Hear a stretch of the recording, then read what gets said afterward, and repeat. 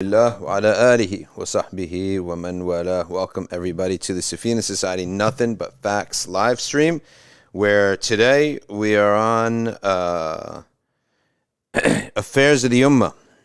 That's going to be our theme as always on Wednesdays.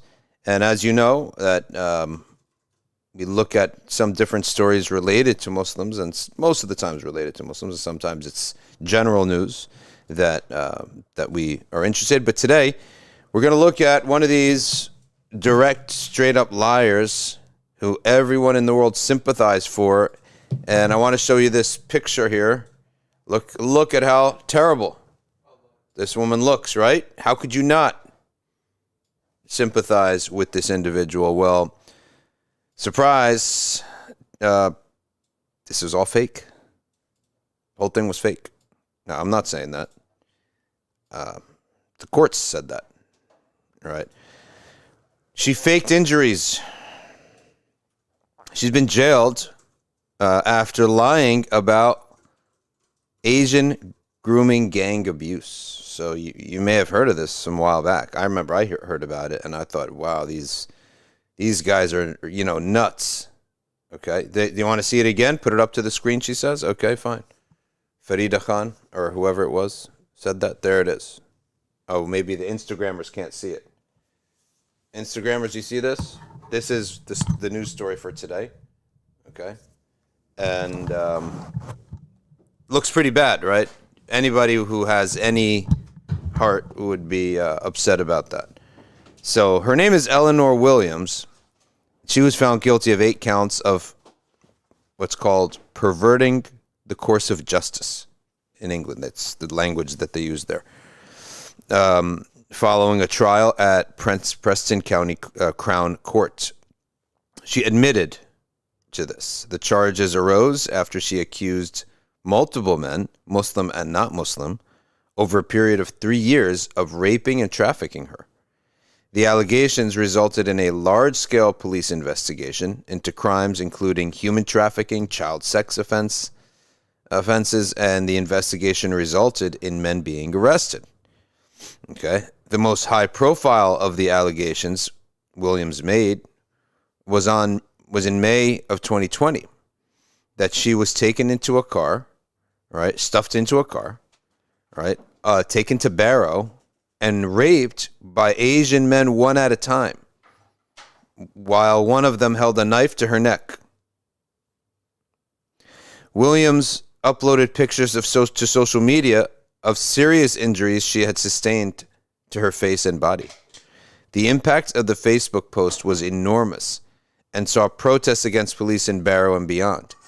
However, Williams' story turned out to be untrue, and the evidence instead pointed to her injuries as being self-inflicted. Self-inflicted? Who's going to give themselves that many injuries? You really need to be sick in the head. Unbelievable. I thought that she would actually put makeup on, right? I mean, you're actually going to injure yourself?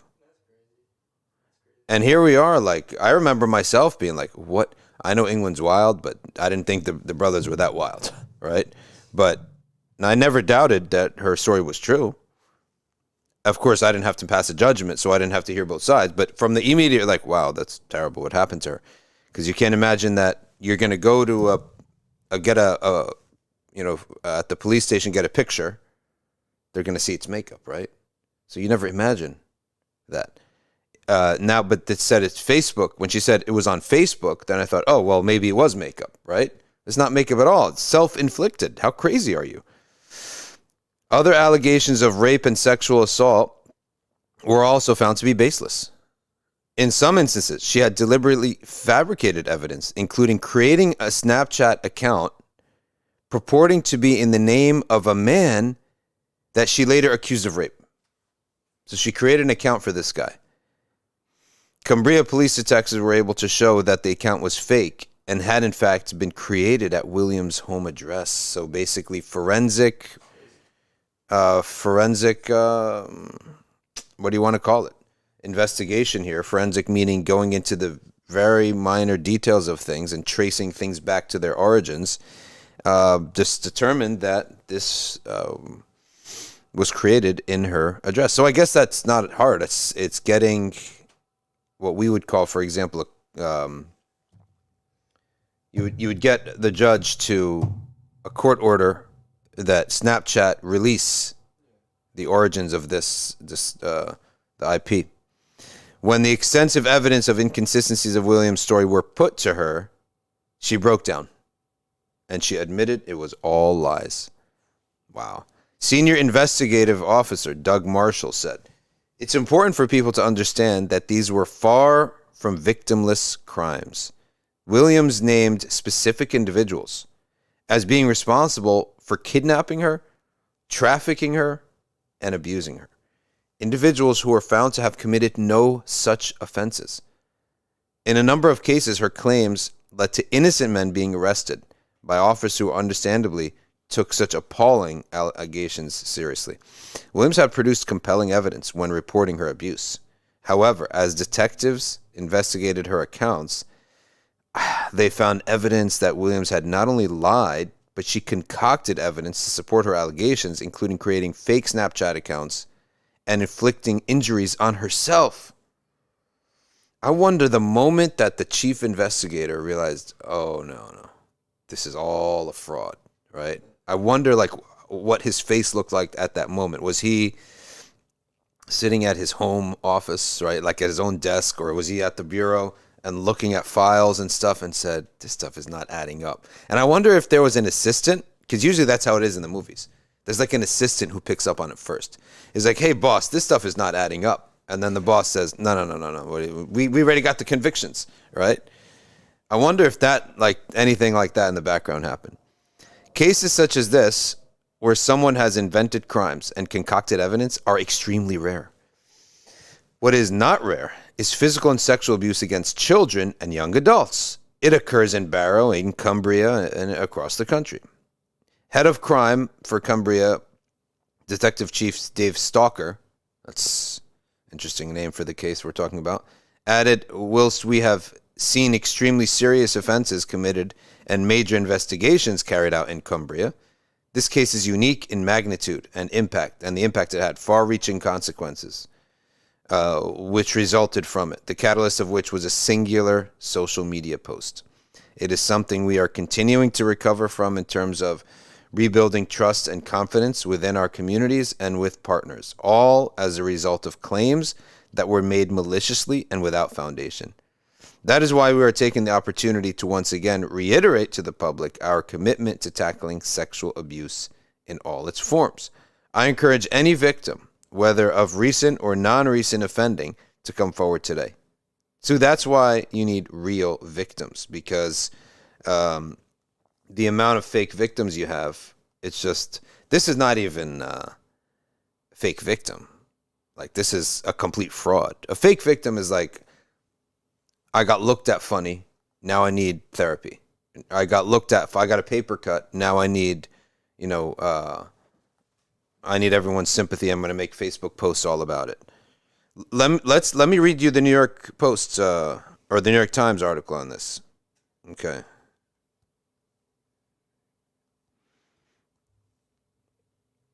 Because there's more detail there. All right, BBC, sorry. BBC is the one who had it. The Guardian has it too.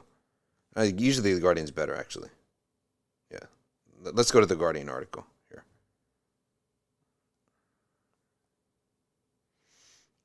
So I'll be really interested in the psychology of such a person. Like, never got attention growing up or what? It's a severe narcissism. She's 22 years old. She's from Barrow-in-Furness, I guess it's called. She's convicted of 9 counts of perverting the course of justice. Okay. She had no significant signs of remorse. Okay. Her allegations were complete fiction, says the judge. Now, I want to know the guys who were, and why them, right? Her claims went viral during the lockdown in May 2020 when she posted photographs of herself on Facebook covered in shocking bruises with a black eye and a partially severed finger. Wow. That's You got yep. question number one. Yeah. Facebook post. Why not go to the police? Why put this on a Facebook post? Facebook post. Is that the first reaction that we got when we had a broken down door or something like that? Is that the first reaction that you get when someone bothers you? Is to post it on social media, not to call the police? Okay, so that's always the first thing. She said she had been beaten and made to attend sex parties by an evil yet clever Asian man, okay, who masterminded this. And he's a Pakistani business owner, friends of other Pakistani business owners. Sakin. Okay. Sounds straight from James Bond. Oh, my gosh. Right out of James Bond. Now these allegations spread far beyond Cumbria and sparked a global solidarity campaign called Justice for Ellie with more than 100,000 Facebook members. And it had its own line of merchandise featuring a purple elephant, prompted rallies all over the UK. All right, allegations of a police cover-up. No, the police didn't take action because nothing was reported to them. Cumbria police recorded 151 crimes linked to the case in 2020, including malicious communications and harassment, as well as criminal damage and public order offenses. Hate crimes tripled in Barrow that summer. In a letter to the judge, I guess hate crimes against Pakistanis, Williams maintained her innocence, but she said she was sorry and devastated at how her Facebook post affected Barrow. I understand it's your job to believe the jury's verdict, and that's okay. I know I have made some mistakes. I'm sorry. I know it's no excuse, but I was young and confused. Oh, a lot of people are young and confused. They don't result in other people's lives being destroyed. Because I want to know about the kids, the wife of the guy who was, found guilty of all this, right? There was a Pakistani man who was found guilty of all this stuff? Okay. Does not his wife probably divorced him? His kids probably embarrassed, hiding their faces in schools? She said, I'm not saying I'm guilty, but I know I have done something wrong. We're in this world where you just speak opposite things in one breath now, I guess. I'm not guilty, but I have done something wrong. Okay, and I'm sorry. Why would you apologize if you're not guilty? I'm devastated at the trouble that has been caused in Barrow. If I knew what consequences would have come from that status, I never would have posted it. The judge said Williams held limited responsibility for the community tensions resulting from her Facebook. Some community impact was foreseeable, he said, but he said the consequences of her lies for the criminal justice system were far-reaching. There is a risk that genuine victims will be reluctant as a result of this to come forward. That's why these fake victims are so bad. The real victim sees everyone else hating on these people and saying, I'm not going to come forward. I might be called a liar too. Right? Now, a focus turned on Asian groomers due to Williams' post. Okay? And these include rape allegations against 3 white men, one of whom, named Oliver Gardner, simply had the misfortune to ask her for a light for his cigarette on the street. That's the only time he ever met the woman. This guy, next time he needs a light, he's going to find like a dude, right? I'm not going to ask a nice young lady. Another guy named Jordan Trengrove spent 73 days in jail on remand, okay, after he was accused of raping and drugging her. Like drugging her first at knife point, then raping her. My goodness. What evidence? Okay. But Williams reserved her wildest allegation for Muhammad Ramzan. Okay. Known locally as Mo Rami. Ramzan is a 43-year-old man. Okay. He met Williams once at a family party. Williams said he was in fact the head of an international grooming gang. Okay, who first had sex with her at the age of 12 or 13 and then trafficked her to all his friends. Okay, and he was trafficking dozens of other girls up and down England and abroad. Trengrove, Gardner, and Ramzan all said they tried to kill themselves as a result of being falsely accused. Okay? That's insane. The amount of stressed. Trent Grove and Ramzan were in court on Tuesday to see Williams sentenced. Can you imagine the relief, like in these guys' lives, that, oh my gosh, finally the truth has come out? Okay. Outside court, jurors who had been invited to return for the hearing hugged the men and shook their hands. Okay. I guess that means, what jurors is she talking about? Jurors meaning the jurors of the old case that convicted them? Williams thanked the judge after he passed sentence, then waved goodbye to her sister Lucy, her mother, Allison Johnson. Lucy gave evidence for the prosecution after Williams claimed that she had been trafficked by Ramzan to Amsterdam and sold at a brothel to the highest bidder. In fact, the sisters had gone together to Amsterdam to celebrate Williams' 18th birthday. So the sister herself said, no, this is too much. Right? Williams had 6 mobile phones that she used to create fake identities. You know what she's going to get? She's going to get a Netflix documentary. This is definitely a Netflix. There's no doubt about. There's no doubt. And she shouldn't, but because that's what happens. You need to be, you either do something great or you do something infamous to get yourself a Netflix documentary. But at least Anna Delvey didn't really harm anybody. She stole from some upscale hotels that, didn't really lose any money. You heard about her?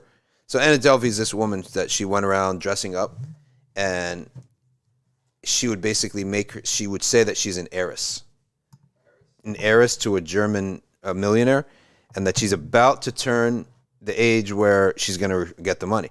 So she would go to these hotels and she would tip with $100 bills. Now, that's all the money she ever had. But because of that, nobody suspected her. So she would stay and she'd say, okay, let me wire you the money from Germany. And then she had another phone with a voiceover that claimed to be her representative, who had to sign off because she was too young to sign off. So her rep has to sign off. And she would go in with a German accent and all as a male and say, oh, we'll send you the wire over any minute now, right? Any minute. And then it'd disappear for like 2 weeks. And like, you're dealing with someone in Germany, you expect that. And then she went from hotel to hotel, like months living in these fancy hotels, ordering room service, but never paying for anything. At one point, she did have a rich boyfriend, but when he went broke, she then eventually even went to a bank. She went to a bank and she got a loan, and she was like inches away from. She did get some of the loan, and her idea was she's going to create a party scene with art pieces in the middle of Manhattan. And the guy who was responsible for this loan was totally fooled by this German voiceover and the documents, right? She forged all these documents and everything. And then finally she was caught. Of course, that guy was downgraded, because if you got frauded by, a kid, basically, you're not worth it, handling millions of dollars. And then Anna Delvey eventually goes to jail. That's the story. But that's really, the reason people found it funny is because the victims, when you have a multi-million-dollar hotel and you stole $50,000, it doesn't affect anybody. Like, no one feels bad. But these guys were suicidal. The 3 guys said they were suicidal.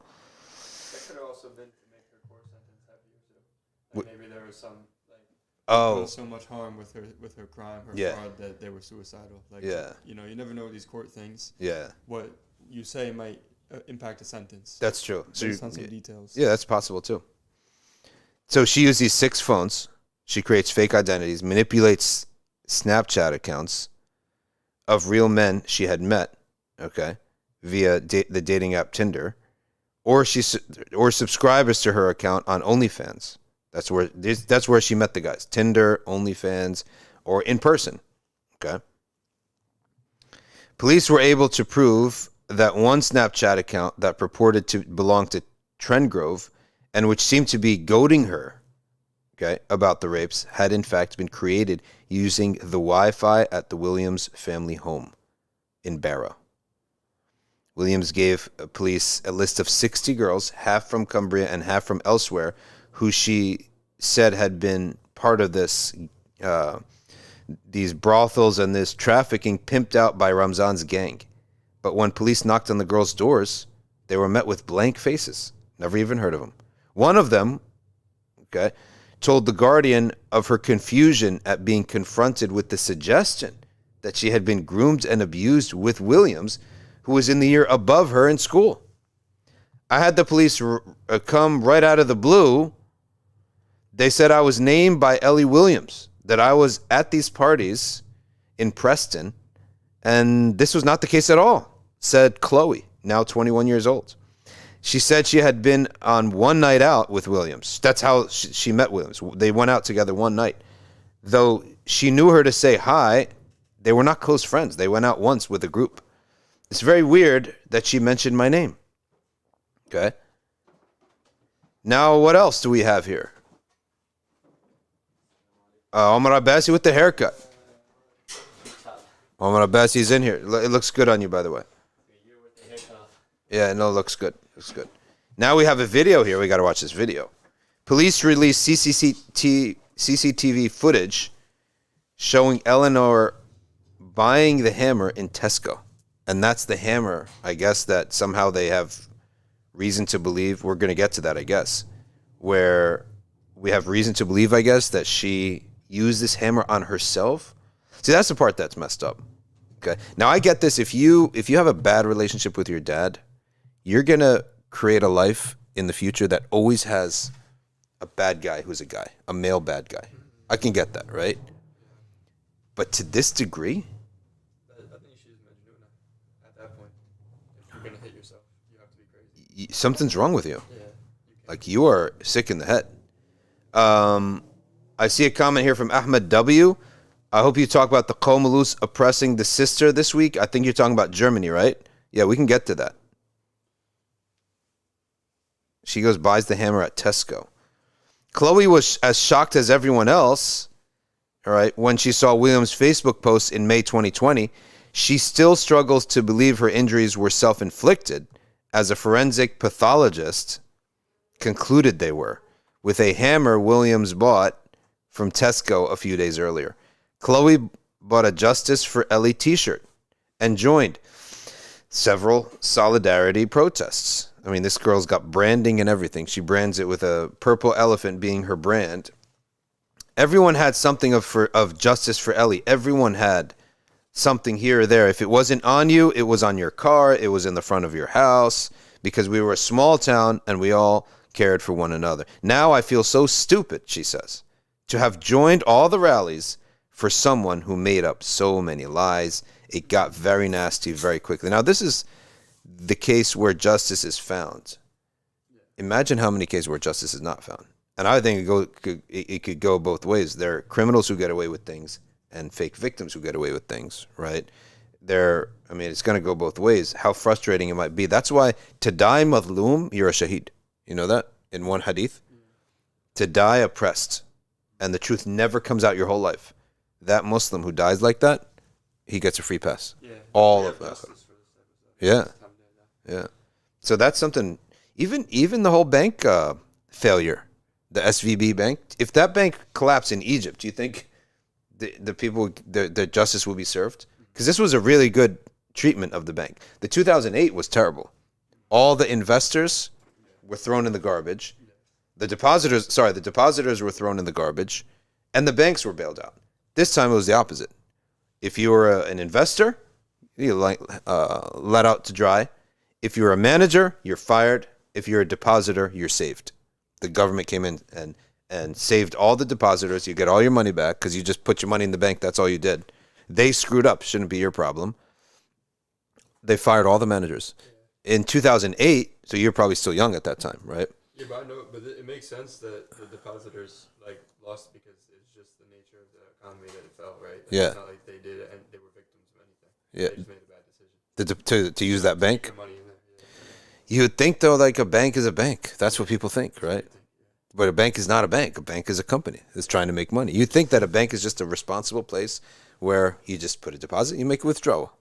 I remember, I was 16, community college, taking macroeconomics class. Yeah. I learned about how banks started. And I became the biggest rebel. Oh, yeah. I was like, this is a scam. It's a scam. They made it the paper note Yep. instead of the gold. Oh, yeah. It was made as a scam to not have any money and make money. Yep. Plus, they lend out 9 times. They're allowed to lend out 9 times more than what they have. You think that you're just going for deposits and withdrawals, which Shamil Malik knows everything about. I gotta tell you that story later. It's not appropriate for the stream. Trendgrove had rapist spray painted on the side of his house. Ramzan received more than 500 death threats. Wow. He had to leave Barrow. He had to move. Okay. A reporter from the local Mail newspaper also left the town temporarily on police advice after receiving dozens of threats in response to a report she wrote about Williams's first court appearance. Indian restaurant owners in the town repeatedly had their windows smashed after a list circulated on Snapchat purporting to show businesses complicit in Williams' abuse. Okay. And isn't that what the guy said, the Pulitzer, I think, who's really got the newspaper world going? He said, the secret to green is black, white, and red. Yeah. You heard about this? Oh, I learned this in school. That's one of the classes I remember very well. He said, the secret to green is black, white, and red. So you know what that means? Okay. A black man, a white woman, and blood will produce sales, which is the green, right? I remember that really well in school. Okay. One Muslim restaurateur who asked not to be named said he lost at least 80,000 pounds, okay, worth of customers after being named on the list. Orders dropped from 70 to 80 a night to 2 or 3, and he was pursued down the street by people. Okay, making fun of him, and he was spraying beer in his face. Wow.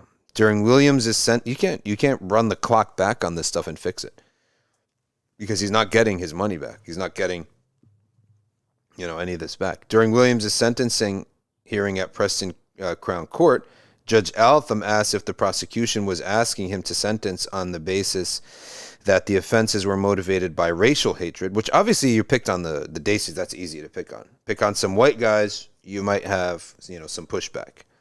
Jonathan Sandiford KC said no, noting the jury had heard evidence of Williams' affection and emotional relationship with at least one Asian man. She's really sick in the head. So she fell in love with one of these people. I figured that's the only thing could have been. She got broken up or rejected. Oh. Wow, that's some deep psychology. It's possible. She got rejected at some point. The court heard Williams continued to maintain her innocence and that 2 psychiatrists had been unable to diagnose her with a disorder. But one, Dr. Lucy Bacon, said she had experienced complex post-traumatic stress disorder as a result of childhood trauma. That's a bunch of nonsense. Okay, but that's not an excuse, though. Fine, you got post-traumatic stress disorder, fine, but that's not an excuse, though, right? Wait, how are you having, because you plan stuff, right? Yeah. You made a website, you made a post. This was all premeditated, right? Pre-planned. So no amount of psychology will legally make you innocent. Yes, fine, you have issues. We all agree to that. Everyone's got some issues here and there. But legally, you're still as guilty as anything else. That's the problem. That's honestly the good thing with the Netflix series that comes out later. It comes out after everything already happened. So, when I'm hearing all this stuff, it just sounds like one side's trying to get her to look insane so she's not guilty. Yeah. And the other side's trying to make it look like the worst possible thing. It's hard to, the truth of the matter is kind of hard to see. Yeah. And you know what, Netflix documentary, they gotta make a story out of it. They have to go back into her childhood. Yeah. And make the character complex. Yeah. Because this is just like a black and white thing, right? Yeah. Well, in courts are black and white, either innocent or guilty. But in real life, you're innocent or guilty, but you're also, there's a reason why the criminals commit the crime, right? And sometimes those reasons will make you sympathize with the criminal. But a criminal... Yeah, we got time after. Especially you got many more hours as a Hanafi. No, that's good. But your sympathy for that person gets wiped out if you victimize people worse, right? Let's see what turquoise. Why would anyone be offended with turquoise? It was some silly stuff on the Telegram chat. Did we speak about the woman who got threatened by the LGBTQ? In Germany? Talking about.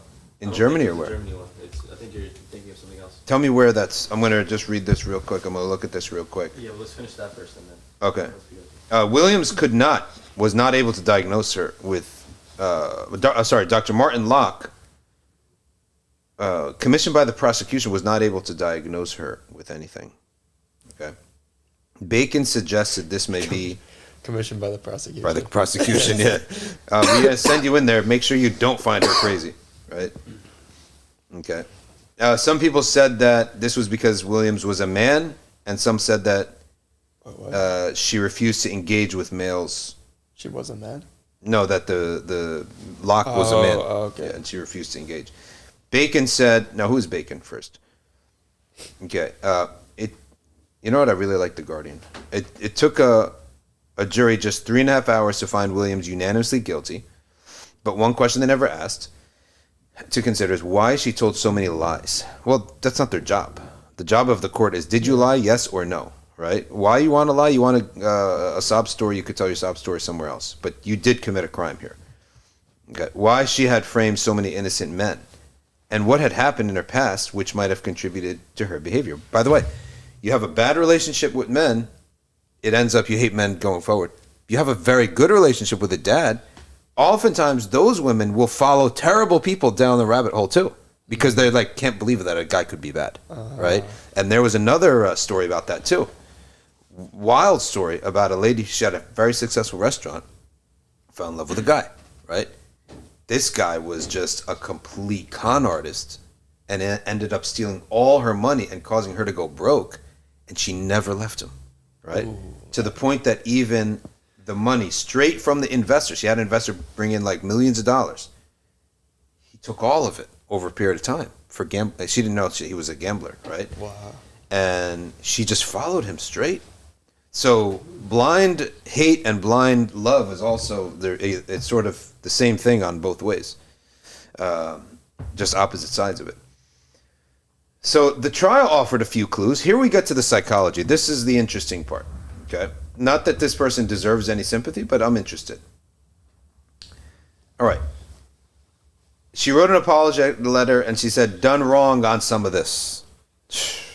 She like I noticed with her tweets and everything, the word when she's talking about the issues, she never said me or I. Like if that was literally the words that you would say I did wrong. Yeah, she never said me or I. That's true. She just says, quote, "done wrong on some of this." That's it. So she said she wasn't thinking straight when she made the Facebook post, alleging abuse at the hands of an Asian grooming gang. She said, having typed it up when I was just discharged from the hospital. She had been receiving treatment from the very injuries which prompted the groundswell of public support. Okay, black eye, bruises, severed little finger. What does he mean severed? Like she just took a knife to it or what? Now a forensic pathologist concluded that all these injuries were self-inflicted, all using a hammer Williams had brought from Tesco a few days earlier, and there's footage, as we said earlier, of the hammer, of her buying the hammer. Jurors may have been left wondering, what on earth could cause someone to inflict such harm to themselves? A little insight came during the first day of her sentencing hearing. Dr. Lucy Bacon, a forensic psychiatrist who assessed Williams multiple times since 2019, diagnosed complex post-traumatic stress disorder resulting from childhood trauma. Williams displayed all the key symptoms, said Bacon, including suicidal ideation and substance misuse. All right, so Dr. Lucy Bacon is the forensic psychiatrist. Now, there's a forensic pathologist and a forensic psychiatrist. Bacon said Williams had learned to maintain a mask to hide her emotions, okay, which she said was very common in trauma. The psychiatrist said she suspected undisclosed sexual abuse as a child, okay, which she said Williams had referred to opaquely in their session. First of all, is Williams a trustworthy testimony? Yeah. Anything that this woman says for the rest of her life has to have a pile of evidence this high, okay? Even the evidence, she makes it up, right? So, undisclosed sexual abuse, that she referred to it opaquely in their sessions. What kind of people are these? an opaque reference is you now. gotta say the name now. Yeah, you got to say it. You got to say what happened for you to be to say sexual abuse happened. Now, a male psychiatrist, Dr. Martin Locke, said, no, there's nothing wrong with her at all.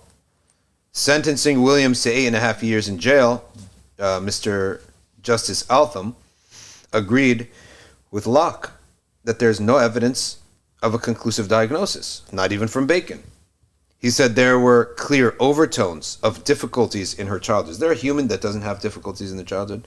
But that there was little clarity over what those may have entailed.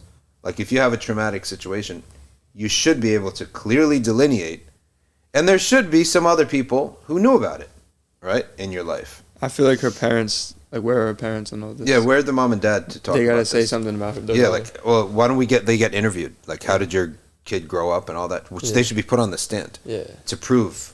See, if she was abused, wouldn't the prosecutors put them on the stand? Right, and say, we're going to ask you some questions. At least you're the mom to tell us how badly the dad abused her, so to soften the heart of the judge. Louise Blackwell, Williams's KC, said, what is a KC? I guess lawyer, maybe? Said social services were involved with the family until Williams was 8. All right, so that's something. In Barrow, theories abound as to what motivated Williams. When she first started to tell police about being trafficked to sex parties, she gave officers a list of 60 other girls. This was not smart at all. That were also abused. Half of them were Cumbria and half of them were from another place. One that was from Cumbria, was baffled, and we read that part already. Chloe knew Williams. They went to the same school. Chloe's not a real name, by the way. And she said she stopped going to school. She would stay away from class, and she was acting very weird. All right? She remembers always thinking that there was something very strange about Williams' behavior. Okay? When both girls left school, Chloe saw Williams with visible injuries. A scratch from her neck to her collarbone and bruises around her neck and stuff like that. She knew Williams would often fail to turn up at work and would miss school for long periods of time. She wonders if Williams ended up with drug debts. Listen to this. This actually makes sense. This is her classmate, younger. How old is, Williams? Yeah. Oh, well, she did all this when she was 18, 19 years old. So now she's probably 22 or 23. Now listen to this. I like this. Chloe has a little theory. My little theory is that she got herself into a lot of debt with drugs. Okay? Because she did do drugs. And she's got herself into this hole that she can't get out of. So she just thought, the only way I can get out of it is to plaster all over Facebook a different story and collect the money. That might be enough motivation to hurt yourself. Yeah, I don't know why I didn't think of that. It's always gambling debt. Always got to look at debt whenever there's money involved. Williams told the jury she took drugs. She admitted cocaine and marijuana. She was frequently found by police to be out of it, alone and far from home. Yeah. Right, alone and far from home. Well, if you're on drugs, and you're away from home and you're high and you're totally knocked out, I'm sure they get raped all the time, right? I remember being in a train in England one time. But like cocaine, you don't really get knocked out from doing that. No, you don't get knocked out from that. But other stuff, you get knocked out. Listen to this. I was one time in a train in England, and it must have been like 12:31 in the morning. Late, but not really late, like middle of the night late. And there was a woman there. She obviously had left a party or something. She was just out of it. Like her head was down. Her hair was all matted with vomit or whatever. She clearly had been dressed for a party. She was just out of it. She was like this, right? Now people are clearing out and there's one or two people, right? And then she gets out and it's this dark train station, okay? And I'm like, anybody could have gotten out at the same time. This woman has no protection at this point, right? Zero at all. And that's what happens when you get high and drunk and you're out of the house and far from home. He says you're alone and far from home. They found her once in Morecambe, in Lancaster, in Preston, and other parts of northwest England. She's so young. She's really young. All right. Her mother reported her missing 32 times. Wow. So I'm not surprised that at some point she did get raped, right? Could she have been a county line's drug mule? Interesting. What does that even mean? A drug mule? You deliver drugs. 18-year-old girl. You don't suspect it, right? Doug Marshall, the senior investigator on the case, gives short shrift to the idea that Williams may have been a victim of something, if not what she told the police. He said she started going missing only after detectives told her they thought she was lying. Right? Poonawala's in the house. Tafaddal. MashaAllah. Okay. She wasn't going missing when she was 14, 15, and 16.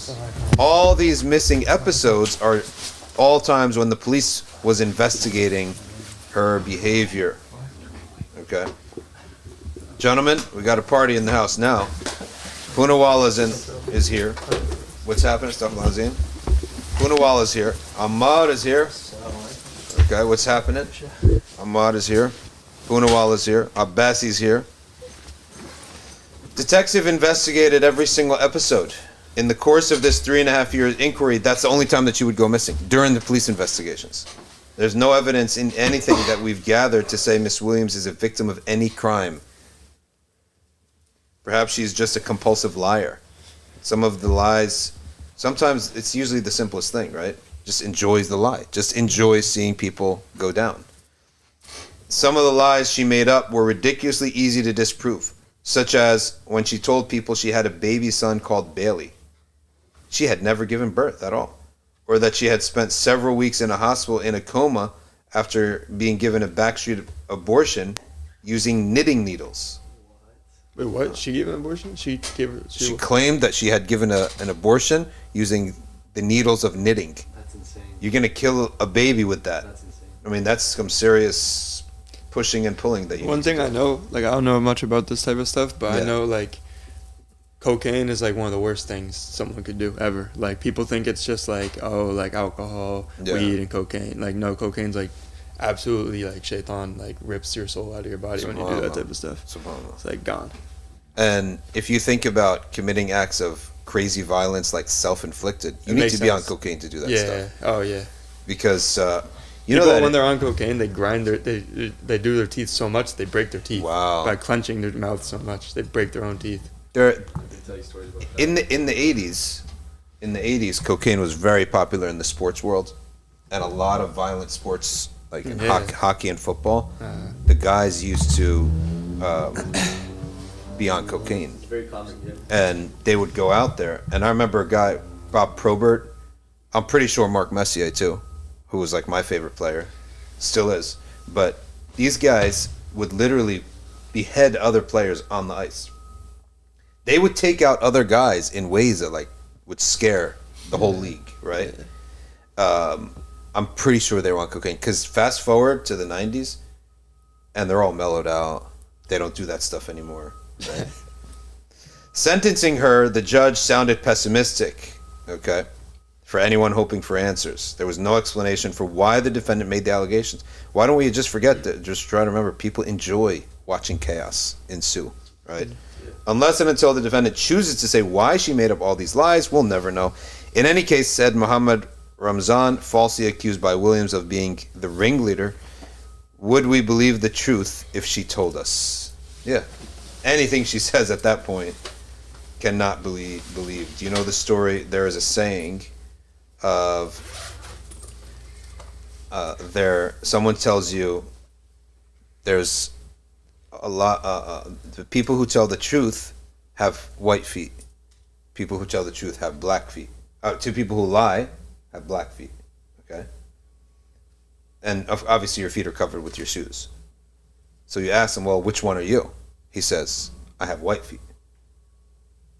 So what is he? Because both of them are going to say I have white feet. If people with black feet will always lie, right? You can't believe them.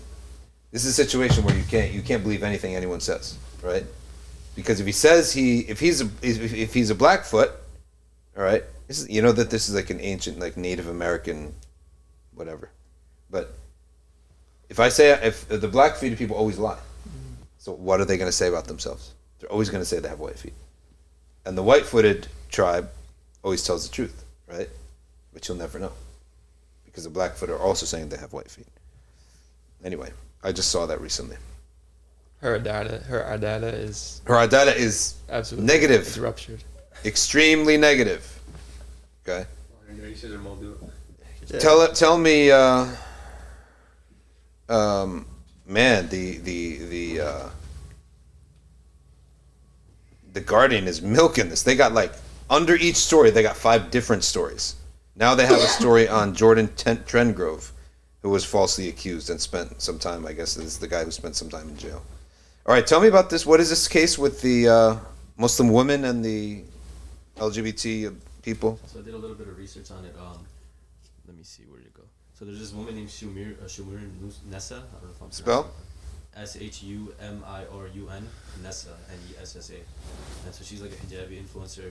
Apparently she has like 7 million followers on social media, so she's quite big. And basically what happened is she exposed this one guy named Jeffrey Marsh for being like a child groomer, and he's like a whole LGBTQ. You know, he's one of those activists, whatever. That's what they call him. And so what happened was they started sending her death threats, and apparently like it got to a point where she's like, it's pretty crazy. Like I believe they vandalized her property. They exposed her address, her children's school. Like they went all in on this woman. Okay. And she's like fearing for her life. Let's read this. Thank you for finding that. Love wins. So you just imagine like all these like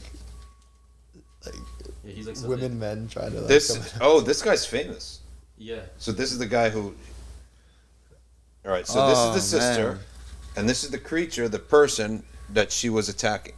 Imagine like an army of these people. She exposed him for being a child groomer. She exposed him for being a child. Yeah, and he's like a non-binary or something, and he was using that as a way to invite minors privately to talk with him or something, something like that. And it says that she received an email from someone that exposed her her location, her children's school, her children's routine even for school, and like all like intimate details. All right, listen to this guy. Let's see what they say here. She released. Telling trans people that we're inspiration. I can't even look at this face. Stop Seriously. telling kids to go on your You gotta lower your gaze at some point. chat to you privately without their parents. Oh, how does she know this stuff though? No idea. She accused Marsh of grooming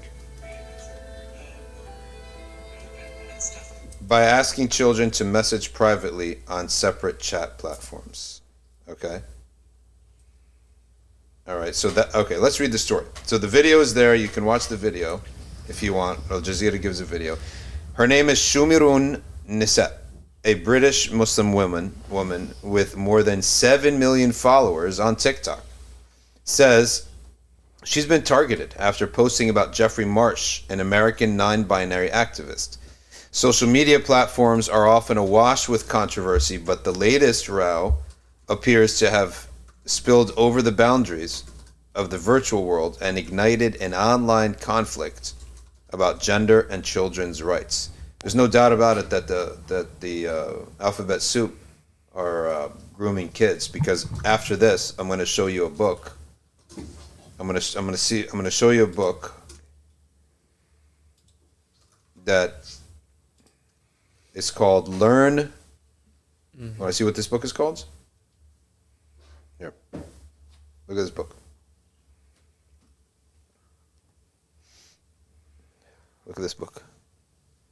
This book is called The Gay BCs. That's insane. Okay? And it's an ABC book, basically. Learn your letters. Obviously, G is for gay. A is for like allies, right? A is for allies.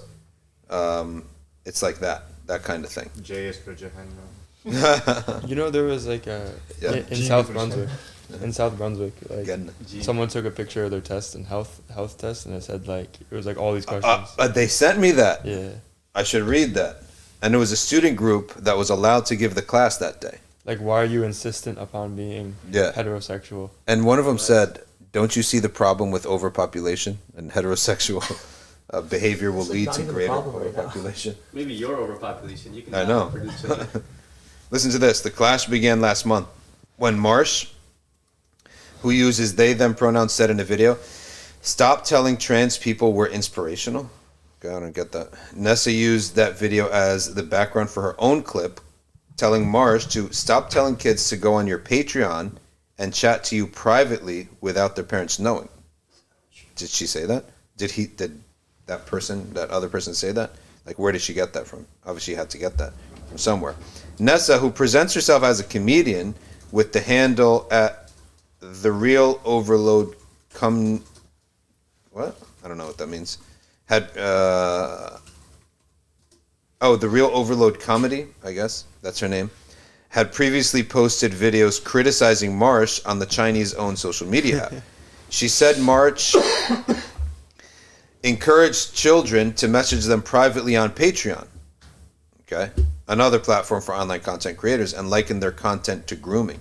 Her videos amassed millions of views, but the backlash was relentless, she said. Nessa, who wears a hijab, had said people called her transphobic and attacked her religion. She claimed photos of her without her religious headscarf had been posted online by other people without her consent as a form of attack, and that her car was vandalized. "I'm sorry, but please don't come for my kids," she pleaded in a video on March 12th. The online row comes amid global debates on questions of identity, including gender. All right. A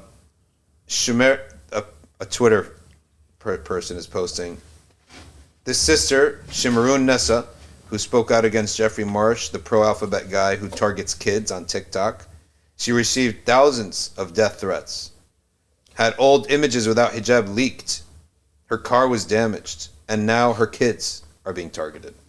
There's so much fear in her voice." In one of their videos, Marsh is seen saying, "Your parents screwed up." Okay. Marsh goes on to say, "This is why I made Patreon, so that we could talk about it." Okay. He's so eager to help other people's kids because he knows so much about parenting, right? Marsh goes on to say, "That's why I made Patreon, so we could talk about it, so that we could connect in a way that has more privacy, so that we can talk to each other in a way that's more open." All right. So-called gender-critical people who believe sex is biological and should not be confused with gender identity have spoken in support of Nessa, saying she wants to protect children. I can't even look at this guy, Marsh. I mean, this guy is over the top with his makeup and his eyeliner and his eye whatever it's called. Okay? It's like over the top. Speaking of Patreon. Yeah. Go on patreon.com/. Go to patreon.com/Safina Society to support the live stream. She got an unfathomable amount of hate, but she stood her ground. This is what protecting children looks like. Okay? Who said this? The Right Side of History, an organization that is against the trans movement and their targeting of children. Okay? Let's see what she said here.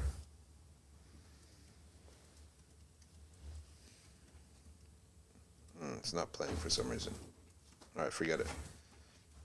We can't see what she says here. So it said like she's protecting children from this guy who's clearly.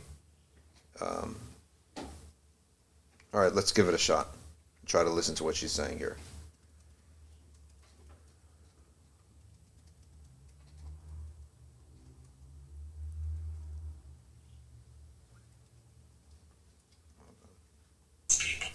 Okay guys, this video is going to be a bit long. Stop telling trans people that we're inspirational. Stop telling kids to go on your Patreon and chat to you privately without their parents knowing.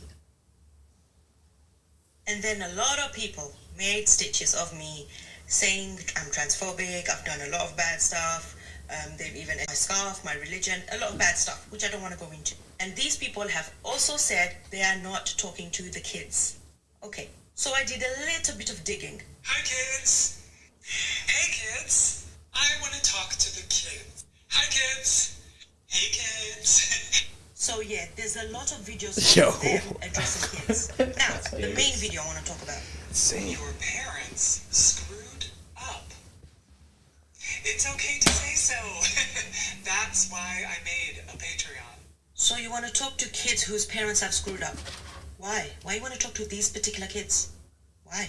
That's why I made a Patreon, so that we could talk about it, so that we could connect in a way that has more privacy, so that we could talk to each other in a way that's more open and stuff that we wouldn't share like in the comments of a video like this. I think you're worthy. And so you want to talk to kids on a social media platform privately about topics that cannot be talked about in the video of TikTok's comments sections. Because why? Why you want to do that? Why you can't chat about these topics in these comments? Is it because it might get flagged or something? What could be the reason? Could this be one of the reasons? Going no contact with the kids' parents? Because you say in one of your videos how kids can go no contact with their parents. So you teach kids how to go no contact with their parents? Is that what you're teaching them on Patreon? Or is it this? You're teaching this more on... Because this video might get flagged. That's why I don't want to say the word. And this is Jeffrey Marsh's Patreon. You talk about this topic with kids. Now here are just some of the signs of grooming. Literally one of the first ones. Gaining access and isolating the victim. Asking them privately to go on Patreon. And talking to them privately so you can connect. And then showing these kids that you trust them, you love them, you'll keep their secrets. And to keep them isolated from their parents. And then the icing on the cake is this video. Hi, beautiful. If you do not have a family that loves you, I'm going to be your family. No, you can't. You are a stranger on the internet. You are not their family. Oh, and another thing. You can turn off age restrictions on Patreon. So kids can go to Jeffrey Marsh's, their Patreon. I'm with her. I'm with Nessa. This guy needs to... So... What's the guy's name? We need Romeo for this guy, man. Oh, Romeo. Finish the job. Sophia's saying that in another video. Huh? They went on his Patreon to show what he says in another video. Who? Sophia's saying that on the guys, they expose his Patreon messages as well. Wow. Where? No idea, but she's saying it's in another video. I mean, Atik Rahman here is making a good point. He said the first story we did were accused groomers that society smashed right away, right? These poor Asian guys who did nothing, and some of them were white guys. They were just lied upon. Here's a real groomer. He's telling you. Yeah. He's telling the kids, come and let's talk. Do you know, if I did that as the imam of the mosque, if I did that for, like, let's say, Ajmeri's kids, or Zaina's kids, right? Or any of the people that we work with every day in the masjid, right? If I would just say, listen, let me talk to you, don't tell your parents, right? It would be a scandal. Unbelievable. If someone did that with my kid, I would say, like, no, there's something terribly wrong with this person. What do you have to say to another person's kid? What do you have to say to my kid, right? Unbelievable. Feminist author Julie Bindel tweeted, Jeffrey Marsh, as we can see by his online content, is a deeply disturbing man. Can you check out what Sophia said and get us that footage too? This person is he's open about it because he knows he'll be defended. Okay. For this, she has received, Shimarun has received threats with details of her children's schools. Her car has been damaged.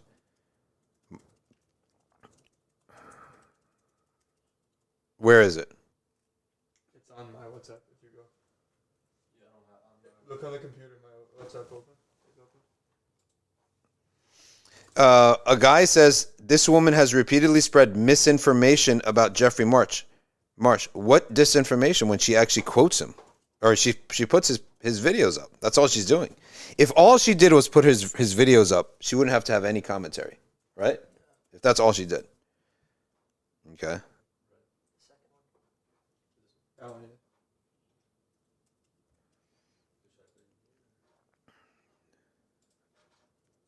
What should I look up? Check out the video. If it's short enough, we'll put it up. Okay. That is insane. No, what's the video called? All right, let's go to YouTube and check that out.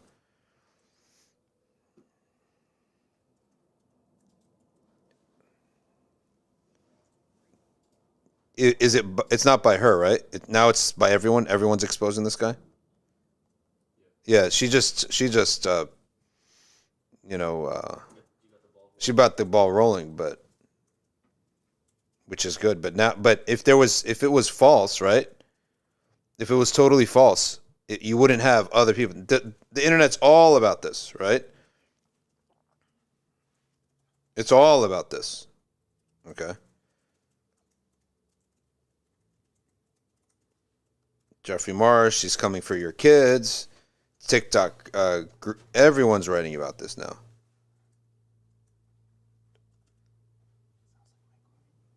But what's the name? What's the title of that video specifically? Jeffrey Marsh, what? Exposed? What is it called? What's the exact title? Because there's a lot of stuff on him now. Oh, okay. We'll just put in Patreon. And that should show up. Okay, here we go. Well, it's 12 minutes, but let's just see what's going on here.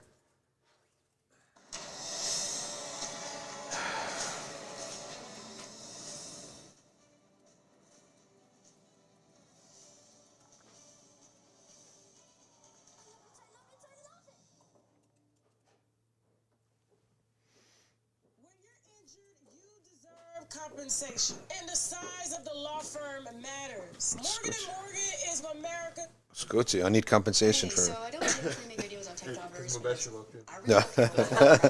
Morgan, like I live in Florida. Yeah, he's posting all over the Philadelphia market. Listen, now it's. So Jeffrey Marsh has been. This is not even Muslims anymore.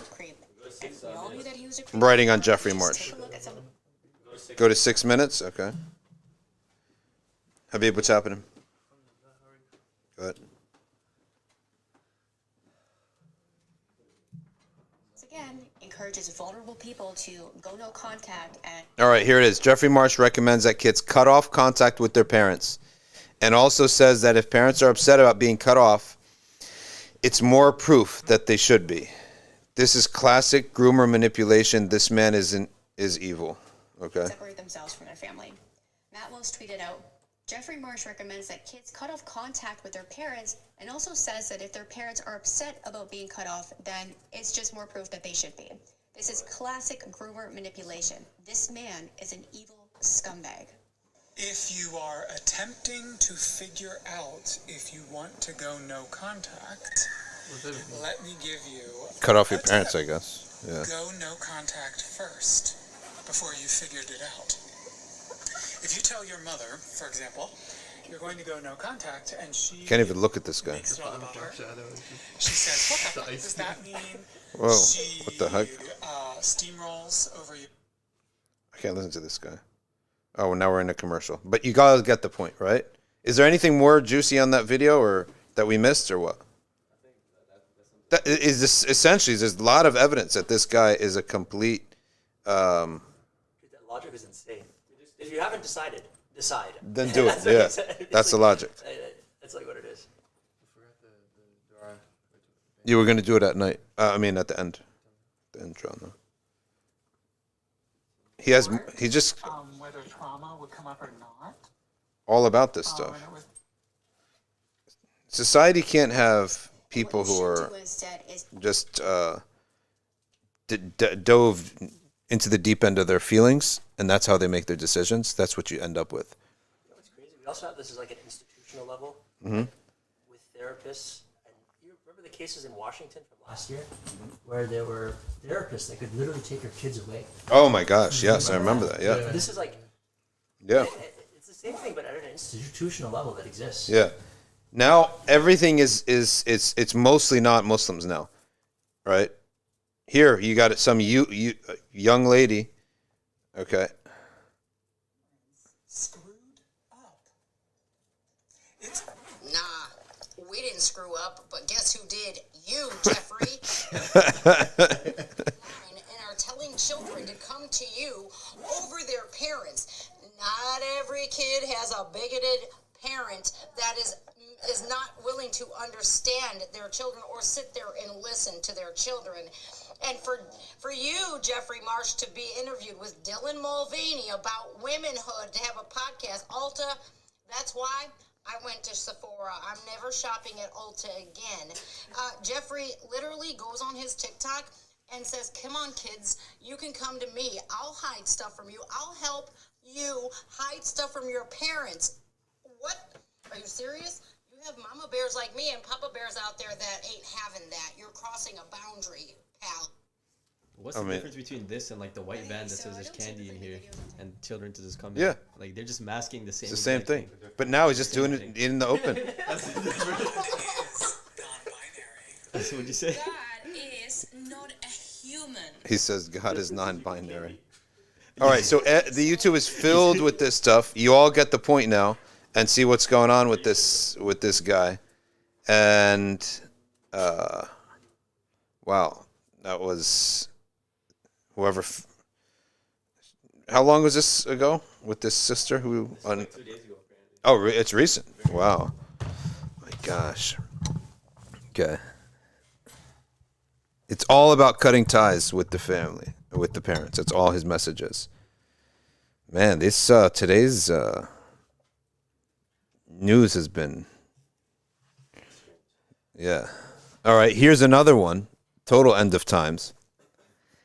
Zionist outlet reach out from Medina, and a guy takes a Twitter picture of himself, or posts a Twitter. He's saying the Jews are now back allowed in Medina. And he said, I'm planting the same trees that our forefathers had here. Right? The story where the Prophet ﷺ, to scare off this tribe that had betrayed him, that betrayed the Muslims, he cut down one of their palm trees. He's like, I'm replacing it. I'm putting it back. Because the Prophet ﷺ in the Seerah, one of the tribes had betrayed the Prophet ﷺ. And so they allowed it, yeah. And he's posting it. He's proud. He was escorted to do it and everything. Yes. This is the palm trees that our forefathers had planted here and everything. Crazy stuff, man. Now here's something that is, I don't want to say it, but I guess I should say it. It's not as, yeah, I recently put out a picture of Mexico, a city in Mexico, allowing public cohabitation, basically. Okay. Wait, Mexico or New Mexico? Mexico. You can be homeless with other people? Huh? You can be homeless with other people? So someone sends me a message here. Okay, a physician from Boston says, I just want to put in perspective that it wasn't that people were actually cohabiting in the streets in Guadalajara. It's the most conservative place in Mexico. It was that the police were extorting people and telling them that basically we would go and lie and say we saw you doing lewd acts. As a result of that, all right, the extortion was so rampant that they made a law that only regular citizens can go and make the claim, all right, that people were doing this. And so they made a law that they're not going to enforce this anymore because the extortion was getting so high. Okay. And I replied, well, I can't really make a meme out of that, so forget it. But that's basically the story behind it. Okay, so a little bit just to make sure that we, nonetheless, I mean, the point still stands that is going to be the future that we're going to. All public cohabitation will be rendered lawful in many places. We were walking in Washington, D.C. Oh, are you serious? Washington, D.C., DuPont Circle. Washington, D.C. I don't know if you could all see this. Washington, D.C. You have And this is in like DuPont Circle, Washington, D.C. D.C. bus stop in Washington, D.C., DuPont Circle. They're advertising for The Mukaab. Oh, wow. Okay. The new Kaaba. What are they doing here? It's like, wow. Insane. Insane. I remember I was reading this book this morning, and it just stood out to me so much that when he said Habib Ahmed Mashur Haddad died, And then a couple years later, Habib Abdul Qadir Saqaf died. Yeah. He was like, everybody there, like, it was just different now. Like, everything changed. It's like these people were holding it together, you know? Yeah. Like, they were like, he was saying about Habib Ahmed Mashur Haddad, he had, like, control over the authorities. A lot of them. Like, they respected him a lot. And they would take his nasiha and everything. He said once those two passed away, like, everyone just felt like the world completely changed. Subhanallah. Insane. ArcView today, arcview.org. It's Shafi'i fiqh today, followed by comments from Jawharat at-Tawhid. Hadith? Oh, my hadith class. Forgot about my own class. My own hadith class, Sharh Sahih Muslim at 4. And then we got Shafi'i fiqh after that, and then Jawharat at-Tawhid.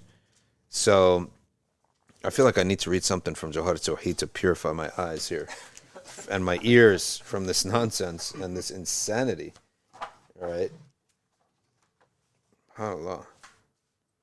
Let's talk about al-imanu bi-na'im al-qabr. How's that? Belief in the pleasures, the paradise of the grave. Let's cut from all this insanity that we're reading here. It would make you go crazy, and read a little bit from Jawharat at-Tawhid, Tuhfat al-Murid, Hashiyat al-Bayjuri ala Jawharat at-Tawhid. قوله نعيم أي ونعيم القبر. There is paradise in the grave. After you die, you can be straight into a piece of paradise. فهو معطوف على ما تقدم بإسقاط حرف العطف ويكون للمؤمنين. It is for the sincere believers. لما ورد في ذلك من النصوص البالغة مبلغ التواتر. The transmissions on this have reached تواتر. وإنما أضيف إلى القبر لأنه الغالب. Okay. وإلا فلا يختص بالقبور ولا يختص بمؤمني هذه الأمة ولا بالمكلفين.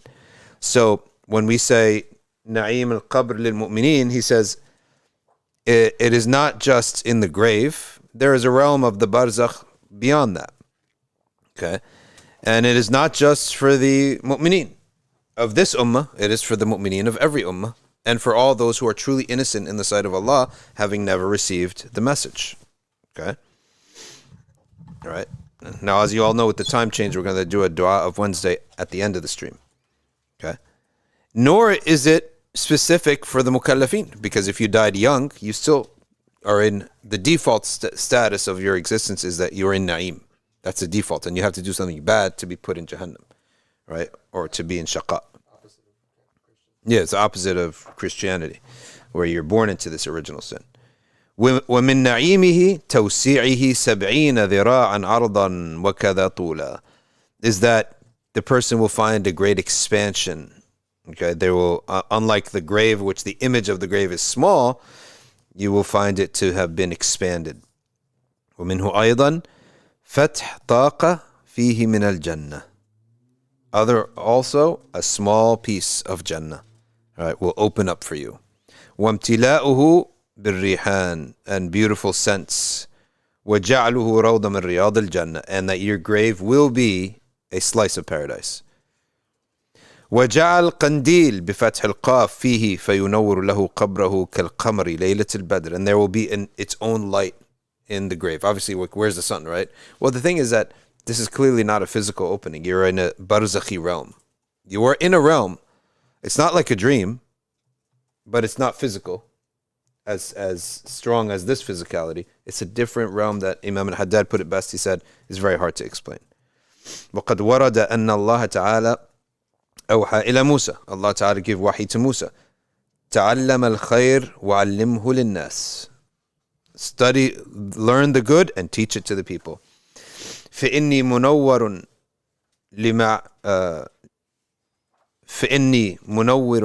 لمعلم العلم ومتعلمه قبورهم.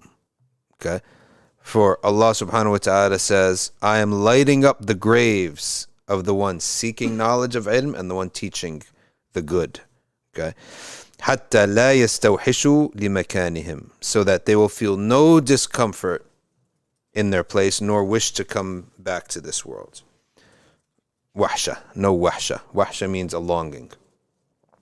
وعن عمر مرفوعا من نور في مساجد الله نور الله له في قبره. Sayyidina Umar bin said, whoever lights up, because lighting up the masajid, it took effort in the past. Whoever...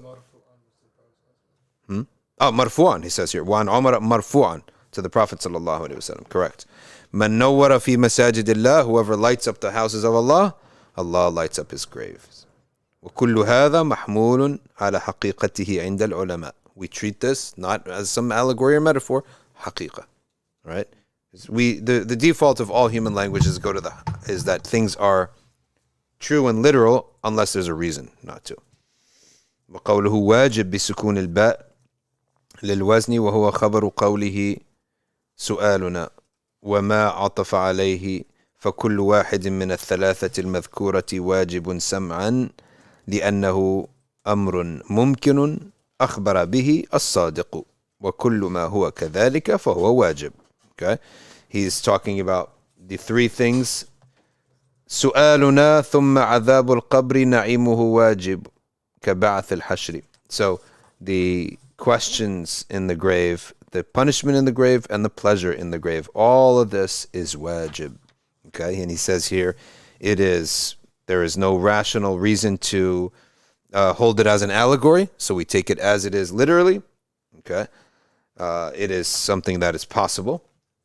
Okay, and the reports on it are sound. Therefore, it's obligatory for us to believe.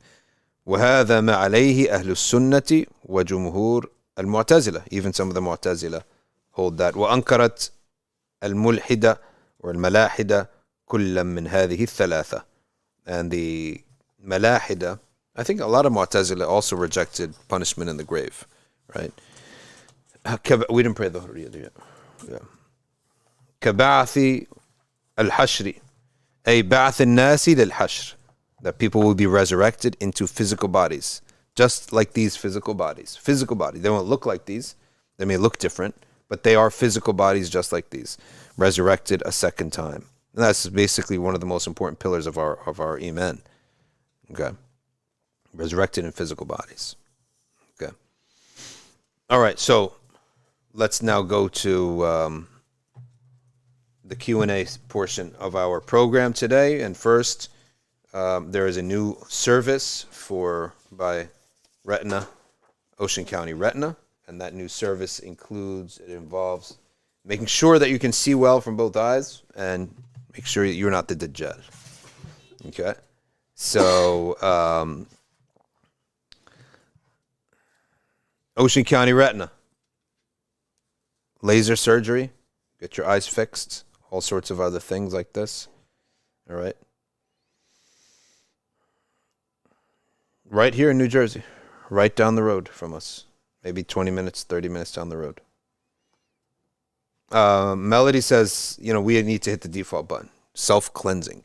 It's true. You read stuff like that, guy. That's the beauty of it. We get to go to the masjid, you pray one salah, one wudu, one salah, boom, remove it. Okay. Are you guys meat, zabiha, hand-cut halal? No, it's not hand-cut halal. It's halal by Maliki and Shafi'i standards, not by Hanafi standards. When we have meat in NBIC, it is halal by Shafi'i and Maliki standards, not by Hanafi standards. Hanafi standards being the hand cut. Okay. What's that? I think Gulliver is hand. Maybe. I don't know. He's Egyptian, though. I think he said it one time. Really? Yeah. Hand cut as in like they cut the meat after they got it. That's definitely, that part is hand cut. Right? So what should a Hanafi who attends that masjid do? Because there's also a harm of not partaking in the community of thought. Yeah. So what would your ijtihad be? My ijtihad would be, when a Muslim tells me something's halal, khalas, I accept it. If I accept to go to his house, I accept it. That's what did Murad do? Yeah, follow Sheikh Murad. Sheikh Murad may also know other opinions within the Hanafi school, right? That is more expansive on the issue of meat. Very helpful advice. Yeah. Very balanced. That's the most practical advice. Yeah. I know Sheikh Murad doesn't eat the chicken, whatever, but he's like, I've seen him eat. Yeah. He eats chicken because Because if it is permitted in another madhab, it is not. We don't treat it like khanzir, right? I don't think like a Shafi'i meat, Shafi'i slaughtered chicken. I asked one time a Hanafi, a hardcore hand slaughtered. I said, so if a Jew hand slaughters, I think he said like he would eat it because it's halal to eat the meat of Jews. I said, okay. If a Shafi'i presents a chicken and he says, I slaughtered on Shafi'i standards, would you eat it?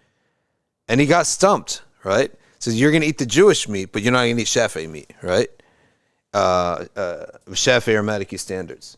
He got stumped. He laughed. He started laughing because he realized like they sort of sometimes treat the Shafi'i or Maliki standards of meat as if it's like treated like khanzir. And they've mingled this even in tasawwuf in some levels and said, that's the reason you're having blockage. It's like, how would you know that, right? Then therefore there should be no awliya in Egypt. There should be no awliya in Syria. There will be no awliya in these countries ever, right? In Morocco. They all go by this fatwa. Yes. I can't help but imagine artifacts that maybe Safina Society or its students can work on. Yeah. Where we create a beautiful chart, very simple, a nice poster, for madhabs, and on a high level, on like the different categories of fiqh, what are the key differences between each one? Well, it would be good just to do it on like meat, to see what the standards are. And I talked to the New York, were you with me? New York Sharia Council? Okay, so the New York Sharia Board, I met one of the high-level guys at the New York Sharia Board. They're doing amazing work out there. One of their things that we discussed was that they certify restaurants. But they had to make a judgment call that they had to choose one of the madhabs to certify on. And for reasons that they went to the most exclusive to appeal to them. Or not to appeal, but so that they could benefit from it. And the majority of the community were from the subcontinent, so they're Ahnaf. So what the suggestion that I am coming with is that the Sharia boards should have two tranches, right? You should have two labels. And you should just put it out there because it's as if to say that none of the Arabs who are non-Hanafi, and even some of the Arab Hanafis, this doesn't suit them at all, right? So there should be halal by Hanafi standards and halal by Maliki, Shafi'i, and Hanbali standards. Okay. And it is a lesser standard, right? In terms of what you're looking for, because they require hand straight to the neck, which we have full respect for that. Obviously, there's nothing wrong with having, that's an opinion. There's no direct nuss on that. In the hukam, it makes sense that if it isn't from the neck, then it would be meta. But societally, there needs to be something. Yeah. I mean, I've asked so many shuyukh from the Maliki and Shafi'iyya, and all of them had permitted the use of a machine, provided, this is the key, someone was there making sure that it actually worked. Right? That we need certainty on. We cannot have any doubt that the slaughter occurred by means of a machine. That we can't have any doubt. Okay? Questions here. MJ Steele does not like the Mexico City explanation. Dumbed down reason. Who are these lawmakers? He's right. Why don't you prosecute the officers who are bothering people and extorting them? That's the solution. Okay.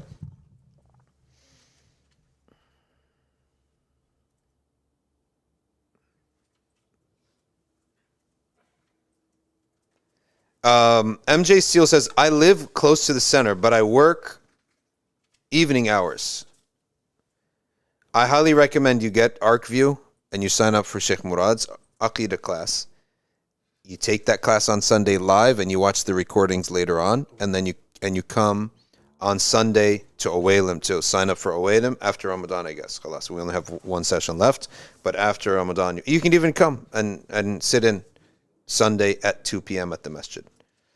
How do you know you are being tested by Allah? We are always being tested. Good times is a test, bad times is a test. Everything is always a test. Okay? Everything is always a test. And we're always being tested. The good is a test, the bad is a test. Everything is a test. Okay. I really need to start learning Hanafi fiqh. All right. When is you can sign up for Dar al-Fath too? Well, but he says he works in the evening, so he can't do that.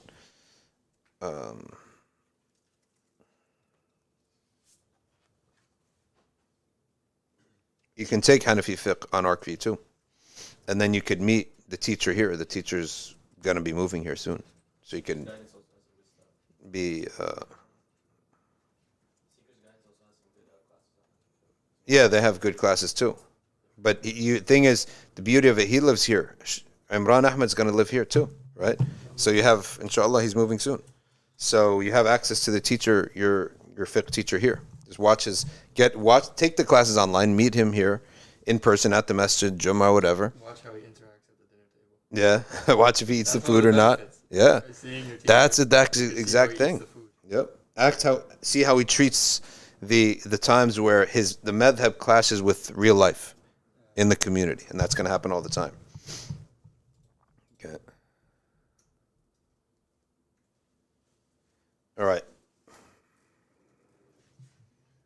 It's 2:54. Let us now move to our dua. All right, of al-Arbi'a. Last question, pulsating amygdala. This person's amygdala is pulsating. Is it permissible to use memes? Yes, why not? As long as the content is sound. Yani. My friend and I use memes in WhatsApp conversations, sometimes making memes of each other and use memes of other people. Yani, as long as it's not going to be offensive to somebody. Yani, haram. Just look at the content. That's it. Why do you think Zulaykha wasn't punished, even though she was the one who tried to seduce Sayyidina Yusuf? She was punished, maybe not in the court over there, but she was punished in life. Like, she ended up divorced, she ended up miserable, she ended up poor. She did suffer a lot. Okay.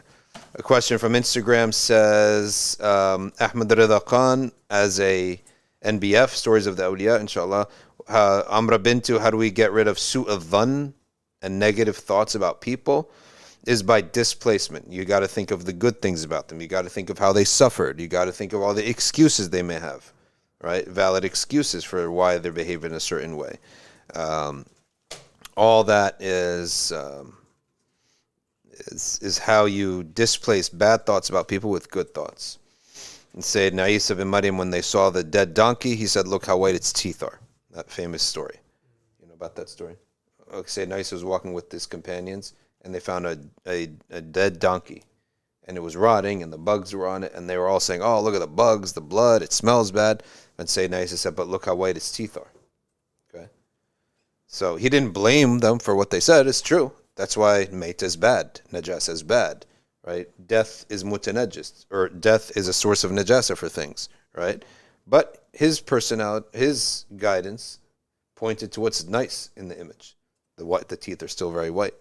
I was reading here. I want to get your explanation of this. Basically, it said, like, someone taught him a lesson about Husn al-Dhann, where you're looking at a horizon, and it's a beautiful green horizon, and as you keep walking closer to it, you see a person beating his donkey.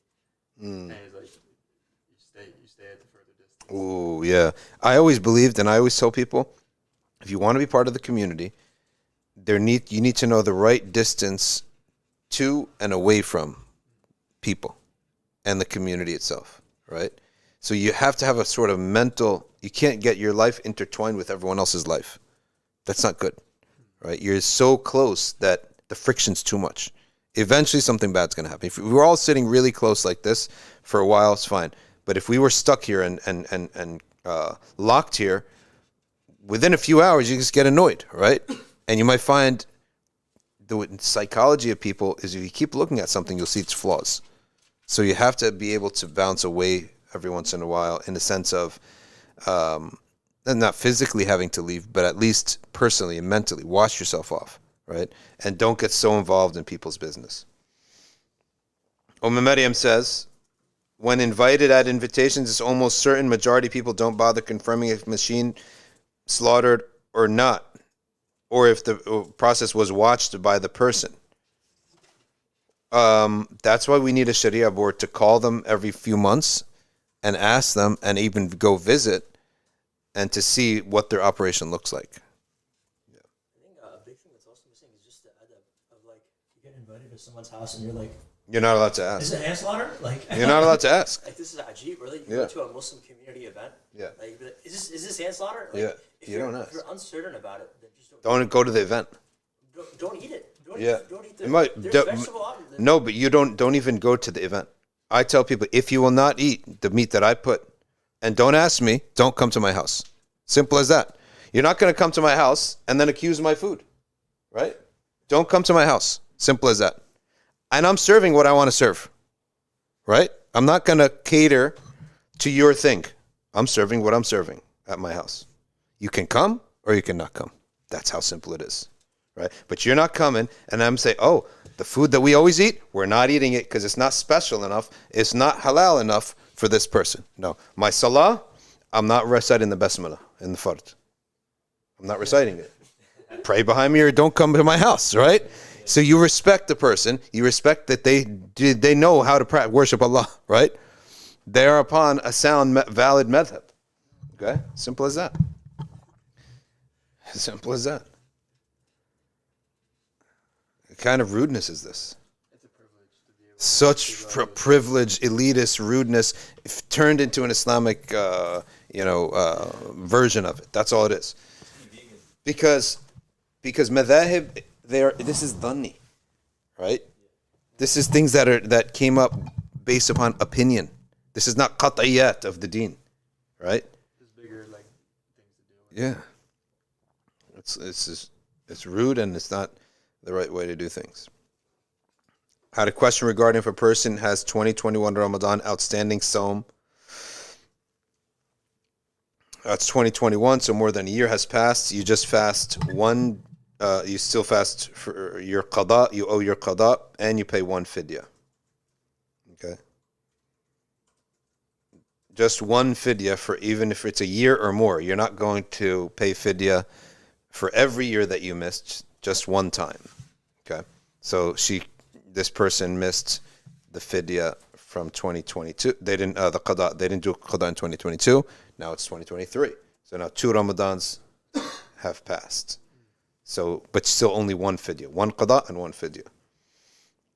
Fidya these days is still, I would say, at $12. $12. Could you read the Quran to get answers? Yes, but not the random opening of the page. We don't have, that's gambling. That's the type of lottery that has entered in Islam that is not right. Open the Quran, see if the ayah is a verse of mercy or a verse of punishment. Verse of punishment, no. Verse of mercy, yes. And I heard another one. Do it 3 times. And then see it's the best out of 3. Right? If 2 verses of mercy or more, then do it. This is all darb al-Islam that has never been mentioned or has no soundness to the Sahaba. And it goes exactly the opposite way of what the Prophet is teaching us. He's teaching us, take responsibility for your own decisions. Make a decision and trust in Allah. Right? Make a decision with your own brain and with nasiha and everything. You're responsible for that. Right? My friend one time asked me that. I said, so you're actually going to go to your business partners and say, yes, I'm for it. And they're going to say, why? And you're going to either A, keep it a secret, or B, you're going to tell them, I opened the Holy Quran 3 times. He's been like, who am I doing business with? This guy's nuts. I'm not trusting him with millions of dollars, right? Who's operating on chance and lottery. It sounds like a joke, but I was talking to someone who was, he worked for BCG, which is a consulting firm. Yeah. They're one of the few consulting firms that consult for Saudi Arabia, Qatar, and for these countries. Mm-hmm. So he was actually consulting on the NEEM project, right? The what? The NEEM. The NEOM or whatever. NEOM, whatever it's called, right? Yeah. So they hired BCG to say, hey, can you look at this project? Tell us what you think about it, right? Yeah.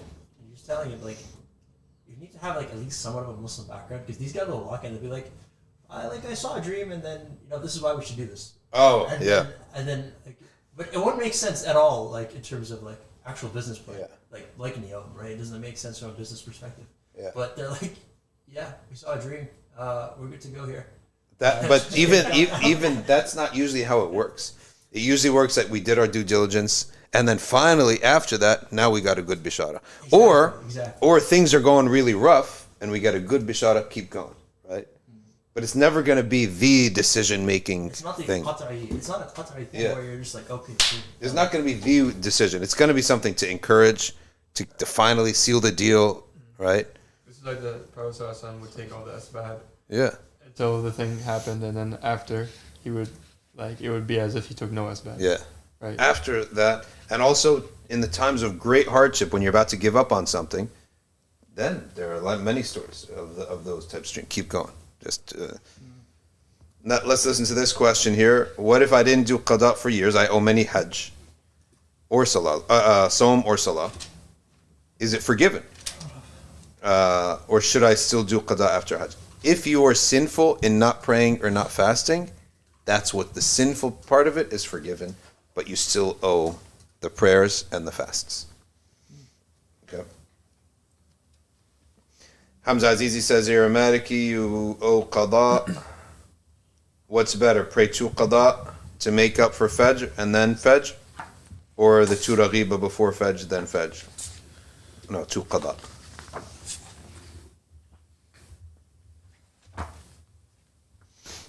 Is the non-Hanafi sinful for not praying witr and eating seafood? Well, I think he means crayfish. Because they can eat seafood, but they can't eat the crayfish, right? Okay.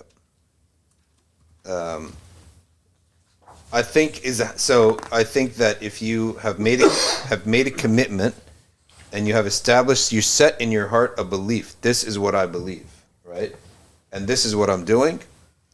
And you've made that commitment, and then you just got lazy and said, now, I'm Shafi for today, and I ate it, then I think that you are maximum that is a disliked practice because you're really contradicting your own decision making, right? That's really the problem here. Like, you made a decision, make a decision, stick with the decision, okay? Stick with that decision. But if you want to just do something like you're not so committed to it, then don't be committed. You say, I'm Shafi on food, right? It's not the end of the world. But here's the problem. If you then become a teacher of fiqh, you have a problem, right? And the ulama talked about the one who does those things in his personal life. They say, well, okay, that's his personal life. But now, if you are a community teacher or you're teaching your family and you're teaching this Hanafi book, you're going to create a cognitive dissonance when you're teaching something and doing the opposite. Okay? So that's one of the problems there.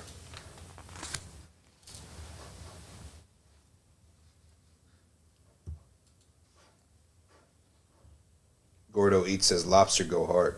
Cajun seasoning and some butter. In the name. How about this? Grill it.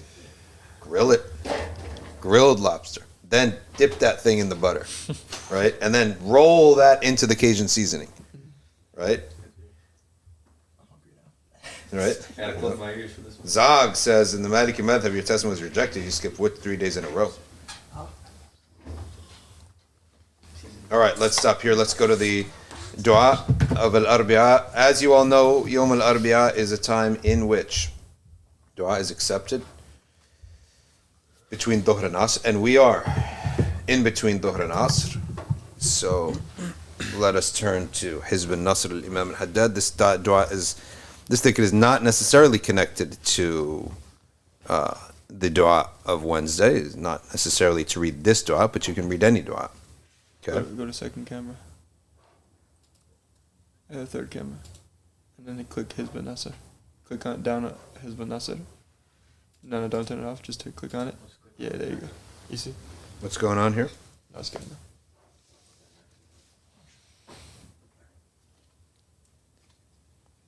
بسم الله الرحمن الرحيم لا إله إلا الله الملك الحق المبين لا إله إلا الله الملك الحق المبين لا إله إلا الله الملك الحق المبين لا إله إلا الله الملك الحق المبين لا إله إلا الله الملك الحق المبين بسم الله الرحمن الرحيم إنا فتحنا لك فتحا مبينا ليغفر لك الله ما تقدم من ذنبك وما تأخر ويتم نعمته عليك ويهديك صراطا مستقيما وينصرك الله نصرا عزيزا وكان عند الله وجيها في الدنيا والآخرة ومن المقربين. وجهت وجهي للذي فطر السماوات والأرض. بسم الله الرحمن الرحيم. نصر من الله وفتح قريب وبشر المؤمنين. يا أيها الذين آمنوا كونوا أنصار الله كما قال عيسى بن مريم للحواريين من أنصاري إلى الله؟ قال الحواريون نحن أنصار الله. الله لا إله إلا هو الحي القيوم لا تأخذه سنة ولا نوم له ما في السماوات وما في الأرض. من ذا الذي يشفع عنده إلا بإذنه يعلم ما بين أيديهم وما خلفهم ولا يحيطون بشيء من علمه إلا بما شاء. وسع كرسيه السماوات والأرض ولا يؤوده حفظهما وهو العلي العظيم.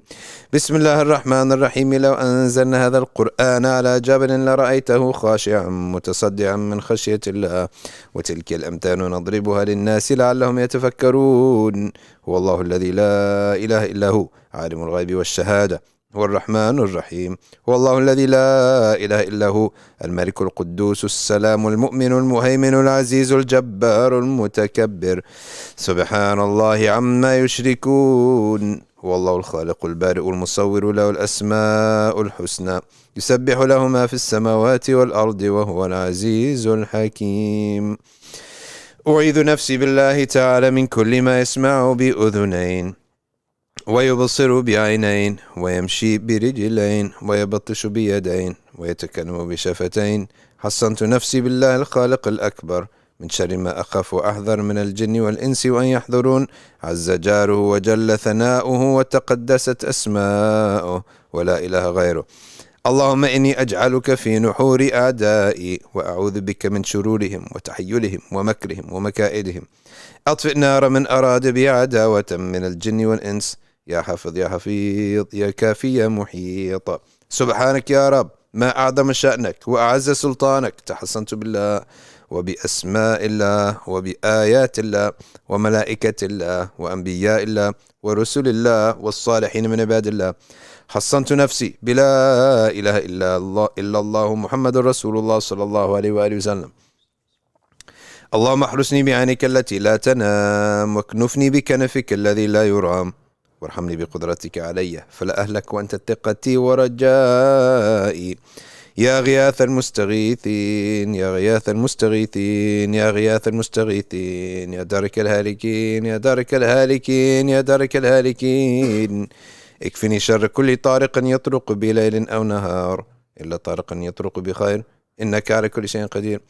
بسم الله أرقي نفسي من كل ما يؤذي ومن كل حاسد. الله شفائي بسم الله رقيت. اللهم رب الناس أذهب الباس اشفي أنت الشافي وعافي أنت المعافي لا شفاء إلا شفاؤك شفاء لا يغادر سقما ولا ألما. يا كافي يا وافي يا حميد يا مجيد ارفع عني كل تعب شديد واكفني من الحد والحديد والمرض الشديد والجيش العديد واجعل لي نورا من نورك وعزا من عزك ونصرا من نصرك وبهاء من بهائك وعطاء من عطائك وحراسة من حراستك وتأييدا من تأييدك يا ذا الجلال والإكرام والمواهب العظام. أسألك أن تكفيني من شر كل ذي شر إنك أنت الله الخالق الأكبر. صلى الله على سيدنا محمد وعلى آله وصحبه وسلم تسليما كثيرا طيبا مباركا فيه والحمد لله رب العالمين ظاهرا وباطنا وعلى كل حال يا أرحم الراحمين. So I'll take a few minutes for dua. So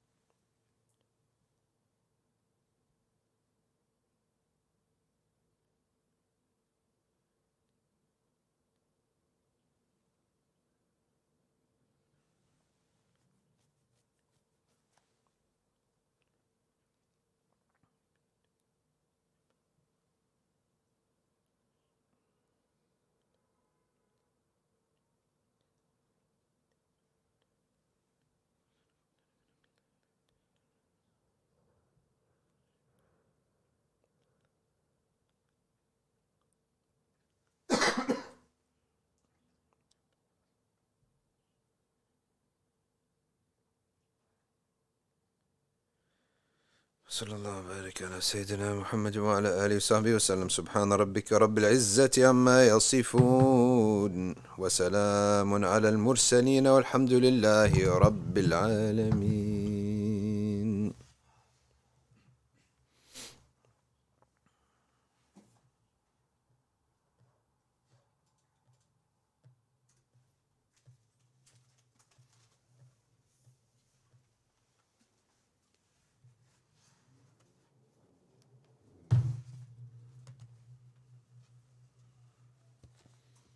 هي صلاة الظهر.